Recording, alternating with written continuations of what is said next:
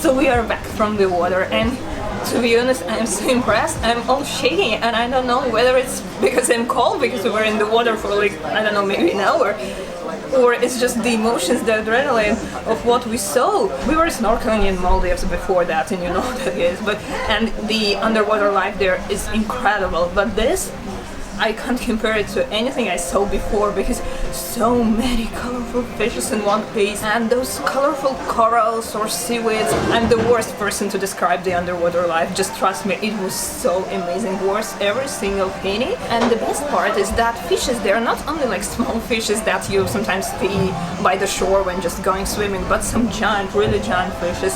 And we saw 3 stingrays and they were so gigantic and they were so graceful and beautiful, and you can see the difference from seeing those fishes somewhere in an aquarium or here in real life where they're so relaxed, they really don't pay attention to you and you can swim just next to them. It's a surreal experience, really.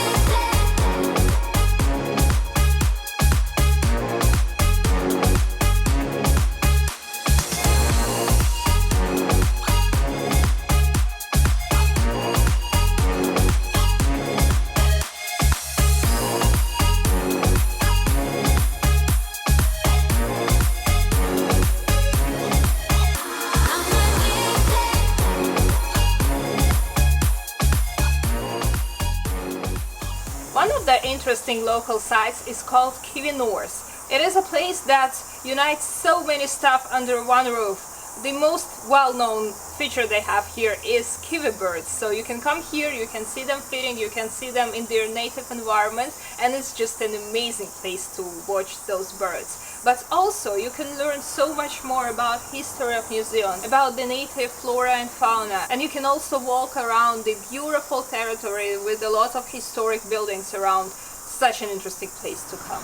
It's actually pretty incredible how they organize this piece for kiwi birds, so it is as natural as possible. Those birds have never been outside yet, but they're about to go to the wild, so in order to prepare them, they have like a meter or even more than a meter of soil, so they're insects, they're plants that are growing organically, so they have day and night, they have dusk and dawn, they change temperature there, it even rains twice per week, and they have winter, summer, spring and fall, all the seasons there for kiwi birds to prepare them for the forest, for the real life. They have the sounds of the other birds going on all the time, so it's incredible. You're standing behind the glass and you're looking at those kiwi birds, but they actually live in the forest out there.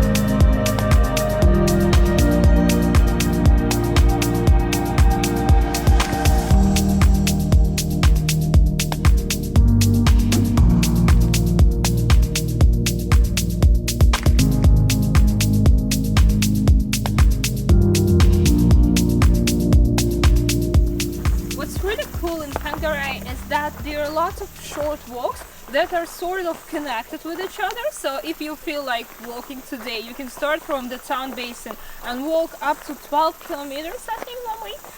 But if you are not a huge fan of walking, you can take a shorter loops and do a part of the walk. That's exactly what we're doing right now. So we have arrived to A.H. Reid Memorial Park, and it is famous for its Kauri trees. And some of them are as old as 500 years, so I'm really keen to see those giants. This is very important, guys. What we're doing right now is we're spraying off the soil from our shoes, and it helps to prevent Kauri dieback disease that is spread through the soil. So please, whenever you go to the forest with Kauri trees, do not skip this step. It might be quite boring to do, but it's really important if we want to preserve our nature.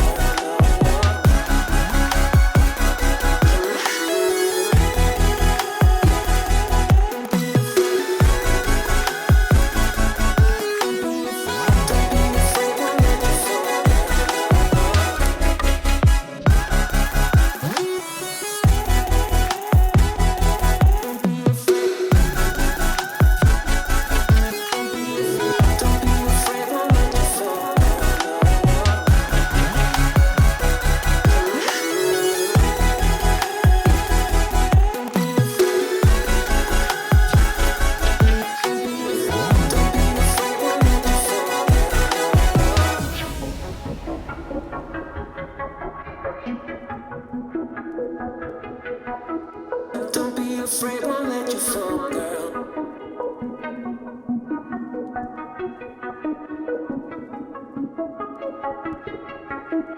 Don't be afraid, won't let you fall, girl.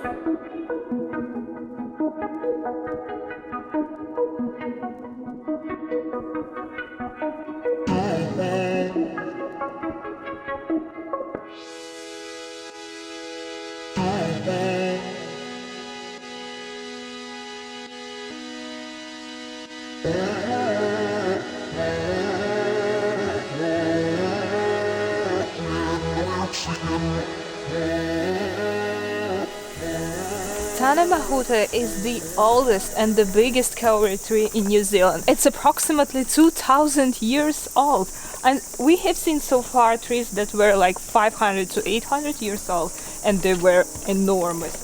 So I can't imagine how big this one should be. I hear thunder, I hear lightning, I hear wonders, and everybody wanna go, but no one really cares to know.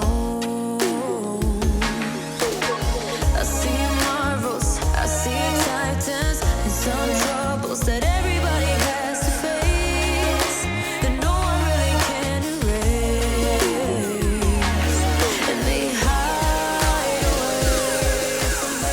Excellent. And it's like the moment when you're waiting for the picture to be printed and then to actually appear on this film is so exciting. You don't know what to expect and you just hope that you get really good shots.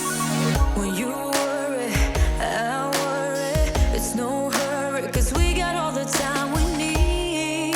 If we're in love, then we'll succeed. I heard laughter, I heard music, I thought, baby, there's no way we could ever lose it. There's no way we could ever break or lose it.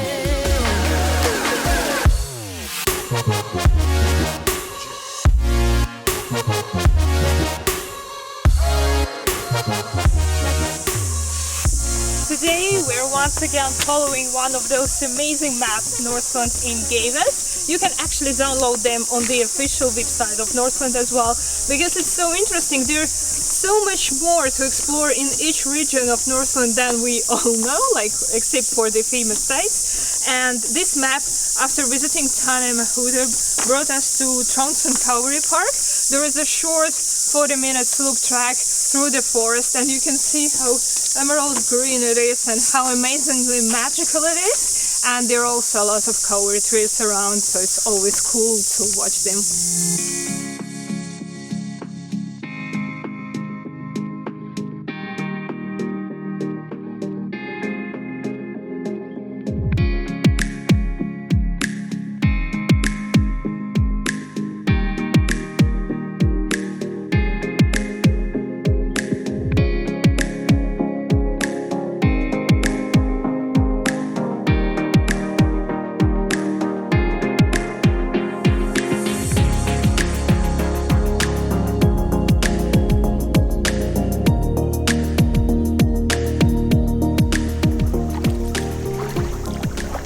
The water here is so warm. Oh my god, it's warmer than in my bathtub, I think. So this is the place called Caillou Lake, and it's one of those places I really wanted to see, because these lakes are so unusual. They are sand dunes lakes, so you can see sand all around, and the bottom of the lake is also all sand. So it's just like a paradise place on the west coast of Northland. Everybody, can you feel the groove? Grab somebody, let it go. Ooh, everybody, can you feel the groove?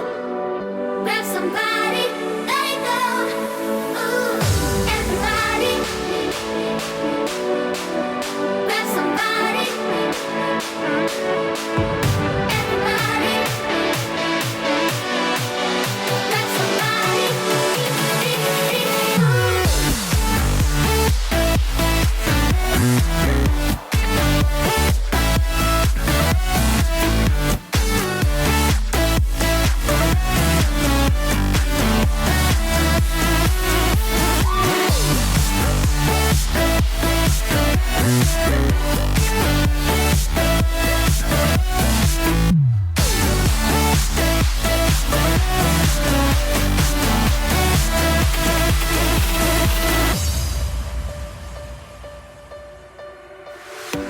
You got me feeling, you got me feeling alright.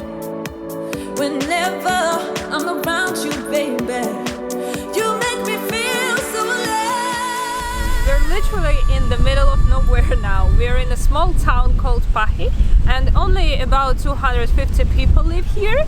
But the reason we are here 50 kilometers away from the main road is because of this tree. This is the giant fig tree, and it's so big that its canopy is around 50 meters large.